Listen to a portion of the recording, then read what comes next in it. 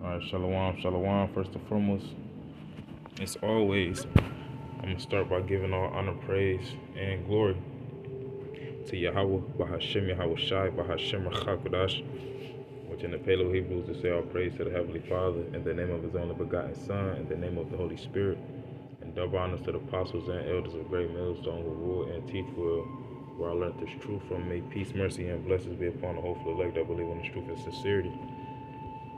It's your brother Yahweh Khan coming back through the spirit, power, and mercy of Yahweh Bahashem Yahweh Shai from the GMS Cleveland branch. And Lord willing, this be an edifying lesson.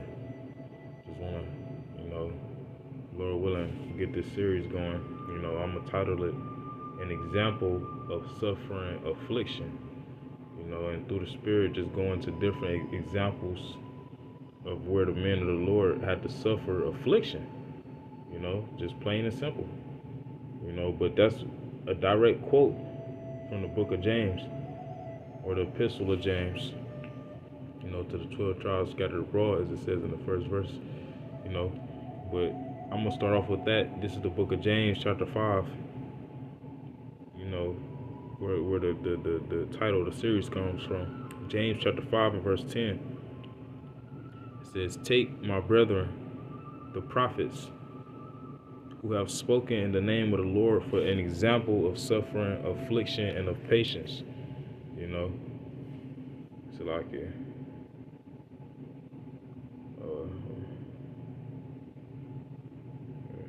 Real quick, bear with me, Bible shot, Satan.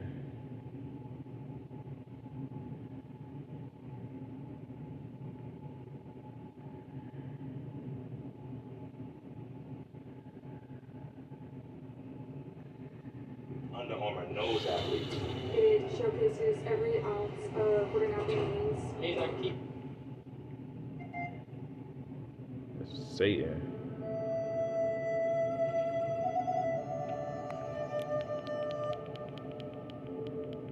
Just lock it for that. Nah, it's even louder than before. Satan don't take no damn coffee breaks. Alright, so Salakia. This is James chapter 5 verse 10. It says, "Take, my brethren, the prophets who have spoken in the name of the Lord, for an example of suffering, affliction, and of patience." When you read throughout the scriptures, you read about the different prophets: Elijah, Elisha, Moses, King David, Jeremiah, and so on and so forth. The list goes on. The different men recorded within the scriptures are all examples. Okay, now, what is an example? Because it said an example of suffering, affliction, and of patience. But let's go into the word example real quick, and we speak on the rest of the verse. Okay, this is the blue letter definition for the word example. Strong's G 5262. Hupadigma. Hupadigma. Hupadigma. It says what? A sign suggestive of anything. Delineation of a thing, representation, a figure, a copy. You see, a representation. Hold on. It says a delineation. When you get the Google definition, okay, for delineation, it says the action of describing or portraying something precisely. So when you read about what the men of the Lord went through within the scriptures, okay, that's a portrayal of what you could very likely experience in your walk according to your lot. Okay, that's why I tell you. Now we're gonna read this real quick in the book of Romans, the 15th chapter, in the 4th verse. It says, "For whatsoever things were written aforetime." What was written aforetime? Meaning before the time that we live in now, the Holy Bible. Okay, with the Apocrypha included. Bible means a collection of books. There's different books comprised into one. Okay, the New Testament, Old Testament, Apocrypha. These are the different things written aforetime, meaning before now. And why? It says, Romans 15:4, "For whatsoever things were written aforetime were written for our learning," you see? Because according to the prophecy, we would fall away from knowing who he was. Okay, and if we fall away from knowing who he was, we would fall away from knowing who our forefathers were, which we have all of those things Okay, being brought back to our remembrance as we go into the things written aforetime. So it says we're written for our learning, that we, through patience and comfort of the scriptures, might have hope. Because we read about the different righteous men, okay, and we know that the Lord was dealing with those men. But guess what? We also see what the Lord was putting them through as a trial of their faith, okay, as a testament of their walk to the kingdom, if you will. So it says, yeah, that was pretty much the point.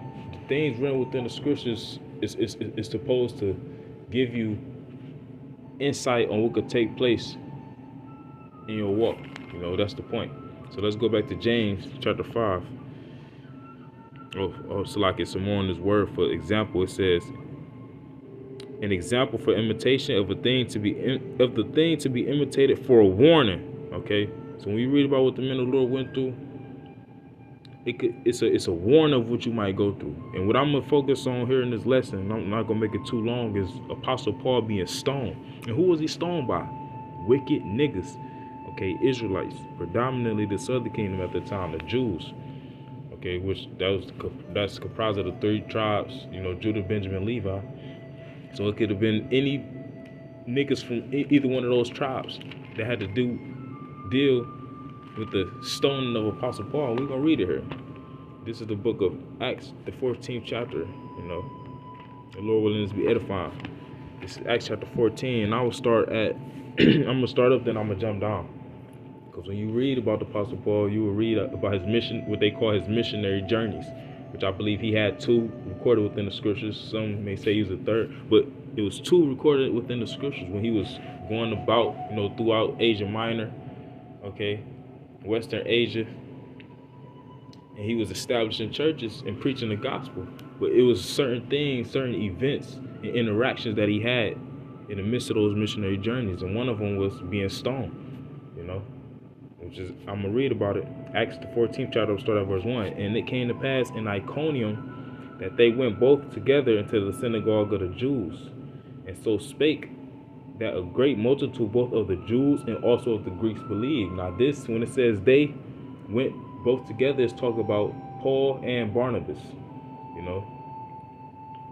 So they had went into the synagogue of the Jews. It says, and so spake that a great multitude. So they was preaching the word. They was teaching about Yahweh Shah. And it was to the point where a lot of Jakes that knew they was Israelites, that grew up in the customs, came to the belief in Yahweh Shah. And not only them, but also the Israelites that grew up according to the Greek fashions, according to the Greek customs, because that's what's talked about when it says the Greeks believed.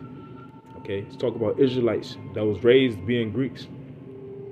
It says verse 2. But the unbelieving Jews stirred up the Gentiles, which is Gentiles talk about the Israelite foreigners, those who had grew up in the Greek customs or whatever other customs outside of the customs of the Bible, okay, which is the customs of Israel, the heritage of Israel. So it says, but the unbelieving Jews stirred up the Gentiles. So the Jakes that knew they was Israelites, but they didn't believe on a Yahweh Shah, they was causing commotion, if you will, okay. They was getting the Israelite foreigners at the time, classified as Gentiles, they was getting them stirred up. It says, and made their minds evil affected against the brethren. Now let's read that in the NLT. This is Acts chapter 14 and verse 2 in the NLT. Some of the Jews, however, spurned the Most High's message and poisoned the minds of the Gentiles. They could have been talking shit about Paul and Barnabas as they was doing their speech or after the speech. Probably even before the speech as well. Okay, sowing discord, and it's the spirit, because we just had a nigga that came up to the camp on Saturday doing the same thing, poisoning the minds of the people walking past, all because he didn't believe in what we was telling his ass. So you're gonna have Jace like that. They don't believe, and they gonna use that same unbelief, okay, to trigger the next person, the last person. That's why the scripture tell you, let not the incredulity of them that trouble thee, that speak against thee, trouble thee. Because these niggas gonna come up against the scriptures, they gonna come up against us, come up against the Lord, because they don't believe. But it says, and poison the minds of the Gentiles against Paul and Barnabas. Okay, and when you read on down, it ended up got to a point where they had to flee the city. Okay, they had to flee the city, and this happened in where? In Iconium, as I read in the first verse. Which you had, Lystra and Derbe. Okay, those was the neighboring city, so it's all lumped in together, lumped into one, if you will. Okay, but we're gonna jump down because when you read, you're gonna see that Paul and Barnabas, they was starting to convert Jake, okay, in those areas, okay, in those neighboring cities, and it got to the point where the same niggas that started that I read about in the beginning of the chapter, the niggas followed them all the way to the next cities. Okay, as I'm gonna jump down to verse 19, Acts 14:19, and there came thither certain Jews from Antioch and Iconium. Okay, Iconium was the city that they first was preaching in when I read in the first verse. It says, and there came thither certain Jews from Antioch and Iconium who persuaded the people, and having stoned Paul, drew him out of the city, supposing he had been dead. Okay, now let's read that in the NLT.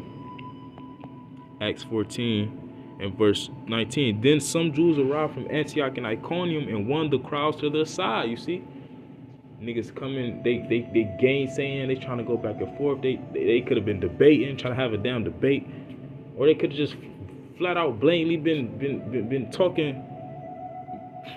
Could have been using injurious speech against Apostle Paul and Apostle Barnabas.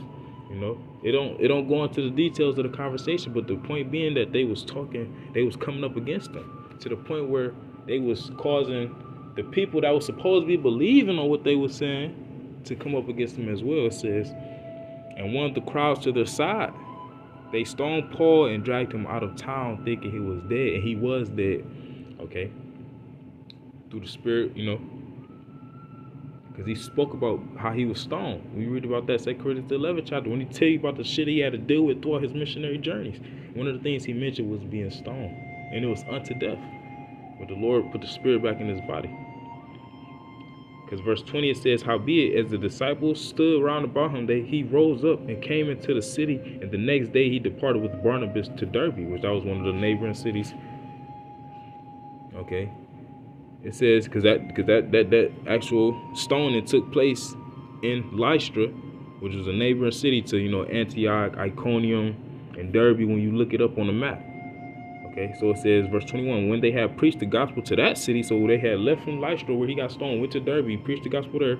It says, and he had taught many, they returned again to Lystra and to Iconium and Antioch. So after he just got stoned in front of these people, he left, continued to preach the gospel, the same gospel that got him stoned. Then he went back into that same city where he was stoned. And what did he do? What was he doing? Verse 22, confirming the souls of the disciples. Confirming the souls of the disciples. What does it mean by confirming? Okay, we're going to go into it. The blue letter definition. G1991. Episterizo. To establish, to strengthen more. Okay, because they could have seen that happen to Apostle Paul. And you might and never know. That could have caused some people to get weak. Or if this what comes with following after who they call Yahweh Shah, I don't want to deal with that. Then you could have had some people, it could have caused them to become more bold and more fervent in the spirit. But either way, Apostle Paul made sure he went back to strengthen them from whatever state they was in. It says to establish besides strengthen more, to render more firm, to confirm. Okay? It says confirming the souls of the disciples and exhorting them. To exhort means to encourage, to urge. Okay, and that's what we do these epistles for. When we go out on the highways and byways, we trying to build up the elect. Anybody else, fuck them. Okay, just to keep it simple, fuck them. Because they're not going to make it. This is all about confirming the souls of the disciples, okay, of the elect, strengthening the elect. So it says, and exhorting them to continue in the faith. And that's what we tell each other, on and off camera. Because the shit is tough for brothers. I'm pretty sure a few sisters that believe right now. And guess what? It's only going to get worse. As the Lord told Ezra, for greater evils than thou hast seen shall be done hereafter. And you see, it's only gonna get worse. But yet we exhort each other and confirm each other, okay, and tell each other to what? Continue in the faith. No matter what, don't let no man take your crown, whether it be yourself, your woman, okay. Esau, Edom, he the main one, if you will. Outside of ourselves, us battling the flesh. But we tell each other on and off camera, you gotta keep pushing. Yahweh shall say, he that endured to the end, the same shall be saved. Regardless of whatever affliction and patience you gotta deal with. Okay? It says, and exhorting them to continue in the faith, and that we must through much tribulation enter into the kingdom of the Most High. And that's what it is. Okay? It's a lot of tribulation that we have to go through to get to the kingdom. Okay, and the different men of the Lord, okay, when we read throughout the scriptures, they had to go through the tribulation. And what was their hope the whole time? What was their expectation? That the Lord would deliver them from whatever tribulation and eventually establish the kingdom. Now, of course, they wasn't in the times of the kingdom being established, but now we are. And guess what? The same tribulation, okay, the same afflictions is going to arise. Let's go into the word tribulation. And this is just through the spirit. It's G2347. The leaps is. Okay, pressing together, pressure.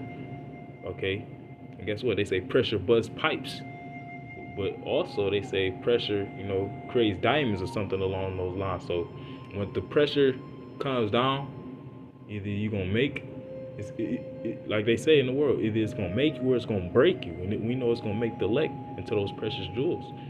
And the undesirables, they gonna be broken into pieces, if you will, metaphorically speaking, meaning they not gonna make it through those tribulations. It says, metaphorically, oppression, affliction, tribulation, distress, straits. This is what we gotta put up with in order to be delivered, in order to taste the kingdom on the first go round. And we already tasting it. Okay, it's gonna become more bitter before it gets sweet. Okay, and this was just one of many examples of a man of the Lord that had to suffer affliction due to his hope in the kingdom of Yahweh Shema Shah. So Lord willing, this is just something quick through the spirit. Lord willing, it was edifying closing. I'm gonna give all honor, praise, and glory to Yahweh Bahashim Yahweh Shai Bahashim Chakodash. Double honor to the apostles and elders of the great millstone who rule and teach where I learned this truth from. May peace, mercy, and blessings be upon the hopeful elect that believe in this truth and sincerity. Till next time I say, Kwame Ashala. Shalom.